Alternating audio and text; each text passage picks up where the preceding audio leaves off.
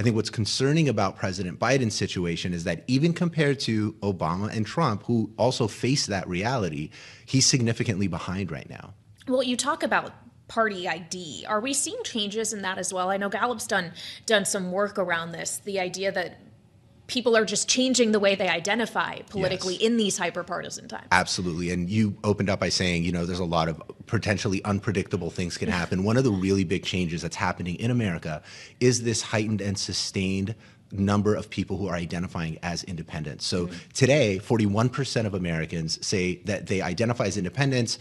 It's basically half of that for Democrats and Republicans. So party image is not really great in the public right now. A broader data point I think that really drives that home is we just released our latest on satisfaction with the electoral process in the United States.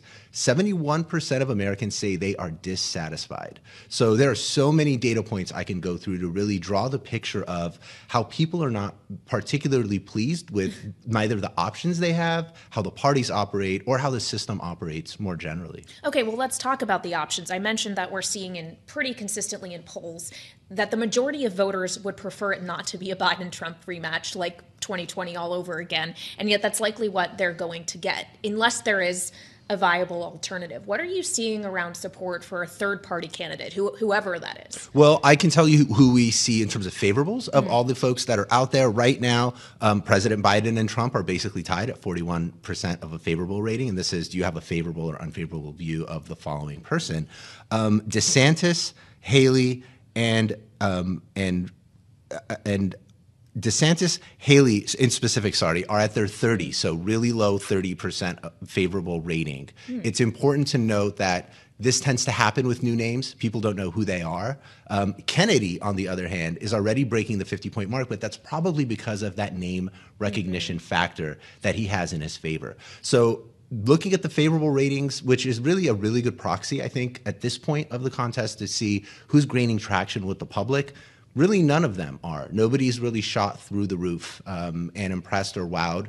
Of course, January 15th is just down the street. A lot can change, particularly when those first results start coming out from the caucuses. But right now, nobody's dominating. Well, and ultimately, this all comes down to what the voter is feeling as they head to the polls, when they're making that decision who they're going to cast their vote for. So whether this is feeding into what is making people disapprove or approve of President Biden, or just how they're thinking heading into an election year, where are they ranking their priorities? What does the American voter care about the most? The American voter always and forever cares about the economy when they come to vote. The economy's stupid. It's always the economy. I love to use this line. It's becoming kind of cheesy to repeat this, but the economy is not only king, it's king, queen, and bishop. It is everything in when Americans go to vote. Now, of course, I'm sitting here with you, of all people at Bloomberg. The economy is light years away in terms of predicting where it'll be in November. We have so much to happen really from now till then. So it's not easy to predict who's going to be the winner on that topic, but that topic tends to be the most important topic. I want to caveat that, though. One thing that's really interesting that's happening, particularly with President Biden, is the conflict in the Middle East. And what we've picked up in our numbers and what we've seen on streets and protests and conversations within the Democratic Party is there really is a split with younger, more liberal Democrats on where they want to see President Biden on the issue specifically of how to handle the conflict, how to end the conflict. So that's an important factor, and it'll probably be with us for most of this year, I think, even if not through November. So it's an important topic to keep in mind, but it's probably not going to trump the economy. Well, I'm glad you point that out, because young voters are part of the demographic groups that helped propel Biden to victory in 2020. There are others at play here as well, Black and Hispanic voters, for example. And yet we're also seeing that increasingly those voters are turning more away from President Biden.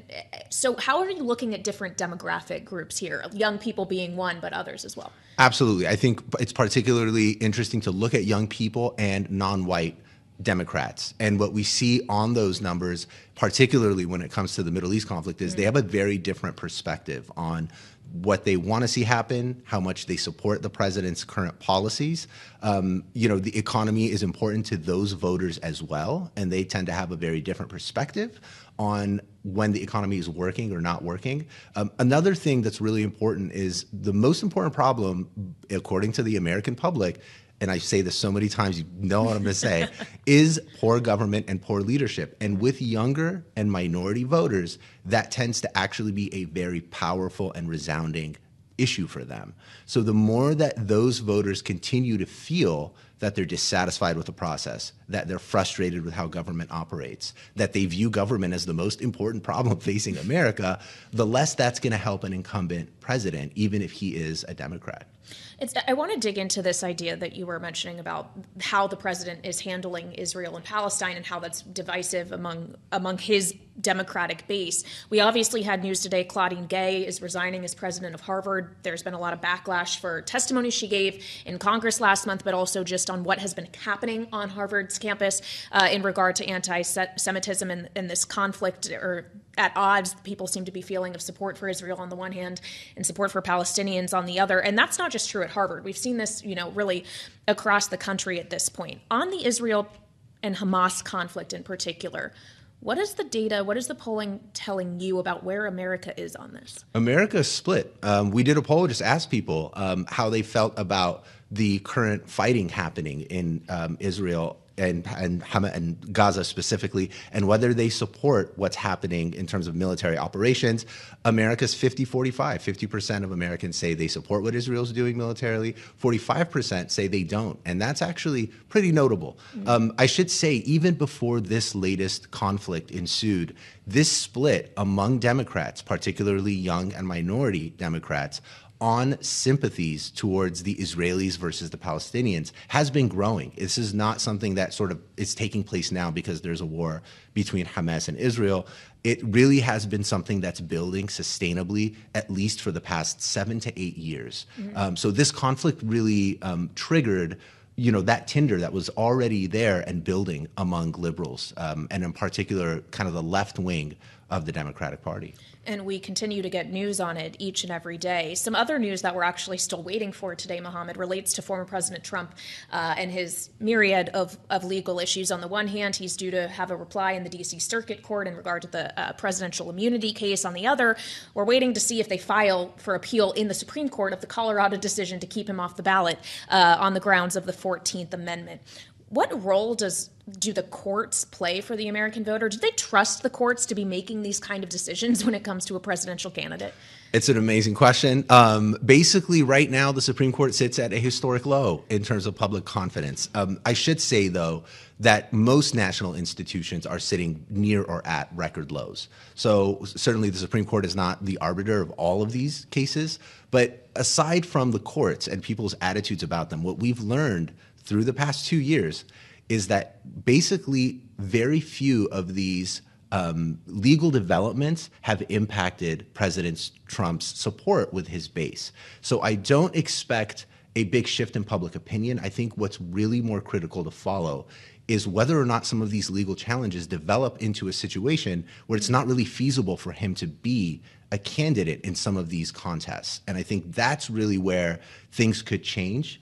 But sort of waiting for supporters to peel off because he's facing yet another legal challenge, we just haven't seen support for that in the data all these past 2 years. Yeah, so it may come down to whether or not he actually is on the ballot, whether that Colorado ruling holds up. Obviously, the Supreme Court is going to have to make some decisions in regard to Trump, many of them in all likelihood, but they're also going to be dealing with some other issues in this term, in an election year, one of them being mifepristone, access to the abortion pill. We know the effect that the overturning of Roe v. Wade, of the Dobbs decision, the impact it had in 2022 in the midterms. If they were to make another ruling against abortion rights like that, do you think it would have the same potency in 2024? Are we still seeing abortion showing up as a galvanizing issue for the American voter? We're still seeing abortion showing up. It's fascinating that you bring up mifepristone because, like Roe v. Wade, mifepristone tends to be something that the majority of Americans support access to. So 6 in 10 Americans actually support people having access to that drug. If the court were to overthrow a decision or take a decision that takes that away, it'll probably have some kind of a negative impact on perceptions of the court with folks who share that view. Now, it's really rare to get 6 in 10 Americans to agree on anything when it comes to abortion. That's really what was unique about Roe v. Wade. Even though it was challenged in many ways, I went to law school hearing about how it was policy and not law. I mean, there have been a lot of people have criticized that decision, but it had public support. And I think that's what really drove the change in the public confidence in the Supreme Court.